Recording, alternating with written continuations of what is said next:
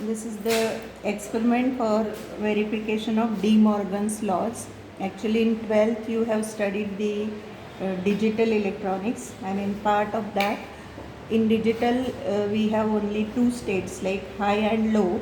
The high state is indicated by 1 and low is by 0. When we go for the analog, you know that we can go from 0 to 9. But there is there are the systems of convergence also. Here, in this experiment, we are going to verify two laws stated by De Morgan. And for that, we are going to use the two different gates. For that, I'll have to first show how to go with the connections, what is IC, what are logical gates and all that. You have studied the concept of gates, but you must have watched this type of things in the TV circuits or whichever open electronic circuits you have observed. So this is an IC. IC means integrated chip. Now this is the breadboard. This breadboard has got the connections from inside. These are the horizontal lines. I mean, if I connect any wire over here, then throughout this line up to this point, the connections are available. These are the vertical lines which are connected from inside. Means if you connect a point wire over here, all these 5 points will have that connection. These type of breadboards are used to do the experiments using the ICs. Now, whatever experiment of De Morgan's laws we are going to perform, for that we need two ICs, that is 7400 and 7402. The 7400 IC consists of 4 NAND gates, means there are 4 NAND gates inside, and in 7402 there are 4 NOR gates inside. This is the IC. I can show you separately. See, if you consider this IC, first point is to understand the pin numbers. So here I hope you can see this notch from the left side. So this one is your pin number 1. So as we go on counting 1 to 7, this is your 7, and then from 8 to 14. For any IC to be in working condition, what we need is the supply voltage. So this is the power supply. This red indicates the positive terminal, and this is the black is the negative terminal. It is necessary that this IC should have the negative, means the ground connection at pin number 7 and positive at pin number 14, or VCC as pin number 14. The rest of the gates, rest of the points or these pins inside consist of the different gates. So this pin number 1, 2 are the inputs of the NAND gate and 3 is the output. Similarly, these two are the inputs and 6 is the output. And here also there are 2 NAND gates. So in and all, there are 4 NAND gates inside this IC. Now, for connecting this IC, as I said, what is necessary is this positive supply. So we have this positive supply. If I connect this positive point here, as I already told you, all these points will have this connection from inside. And what is our requirement is pin number 14 should be connected to VCC. So I hope you remember, this is your pin number 1, 1, 2, 3, 4, 7, and then here 14. So this 14 is connected to VCC, and not necessarily here or here. Out of these 5 holes, anywhere you can connect it. Similarly, this pin number 7 should be grounded. We have given this ground pin over here, this one negative. So this whole line, the down line, is the ground line. So I am giving this pin number 7 to the ground line. Okay. Now, coming back to our aim of the experiment, I'll first give you the statement of this De Morgan's laws, and that statement is in the form of the logical equation.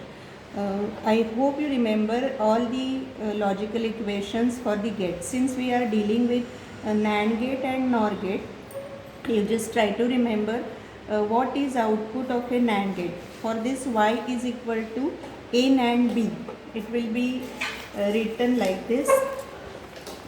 See here, a NAND b means actually it is the complement of product. and that only is the left hand side for this statement. See here, complement of product, it is equal to sum of complements. I am not calling this sign as plus, or I am not calling this sign as multiplied by. Remember that is the difference while dealing with the digital electronics.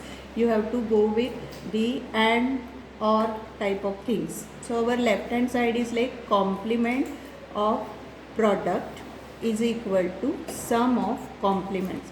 For proving the left hand side, what we need is simply the NAND gate. See here, this is the symbol of the NAND gate. A, B, pin number 1 and 2 are the inputs and 3 is the output.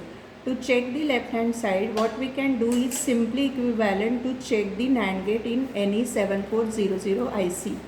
Now, for the right hand side, what we need is output should be same, but that should be performed with the help of the NOR gate, and for that purpose we need this type of circuit diagram. We have already connected this circuit diagram and I'll tell you how we go with this, but before that let us start with this left hand side, which appears very simple over here. See, we have already connected pin number 7 and 14. Now we will use two pins for 1 and 2. So this I have taken as pin number 1 and this is pin number 2. Now what these two wires will act as? These two wires will act as two inputs, like say A or B or anything you can call it. Now obviously pin number 3 is the output. For checking the output, we can go in two ways. Either we can go with the multimeter or we can go with the LED. LED, this is light emitting diode. I hope you know that diode works while being in the forward bias. So for that, this negative should be connected to ground and positive should be connected to positive supply. But here we are using this LED as the indicator across the output. So I am giving this one to pin number 3.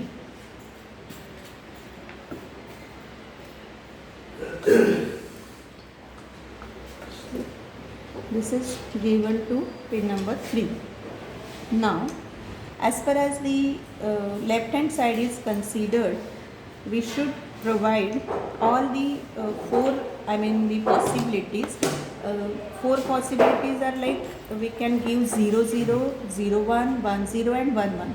Now what is this 0, 0, 0, 1 and all that? To connect to ground means to apply 0 voltage or low state. So I have given these two at 0, 0. This is the ground line. What you can see is the glowing of the LED. This LED is glowing means what? It is showing the high output. It is equivalent to 1. Now go back to the concept of the logical expression. For the NAND gate, if both inputs are low means 0, 0, your output is expected to be high. So that is what is happening over here, and we can show that this is equal to the right hand side. Now this right hand side we have already connected, but there is nothing difficult. This is pin number 14 connected to VCC, 7 connected to ground, and rest of the connections I'll just explain you. See here, pin number 2 and 3 are connected together, which is taken as one input. 5 and 6 are connected together, taken as one input. And here meaning of this type of thing is that pin number 1 is given to 8, connected to 8. Here pin number 4 is connected to 9. Finally here all these 3 pins, that is 10, 11 and 12 are connected together, and we are looking for the final output across pin number 13. Here in the right hand side also we can check it with pin number 13. See here, this is the another LED which we have connected. So it is also glowing. What is the meaning of this? On the left hand side we have simple NAND gate, that is from 7400. We have given the first condition, that is 0, 0 to that.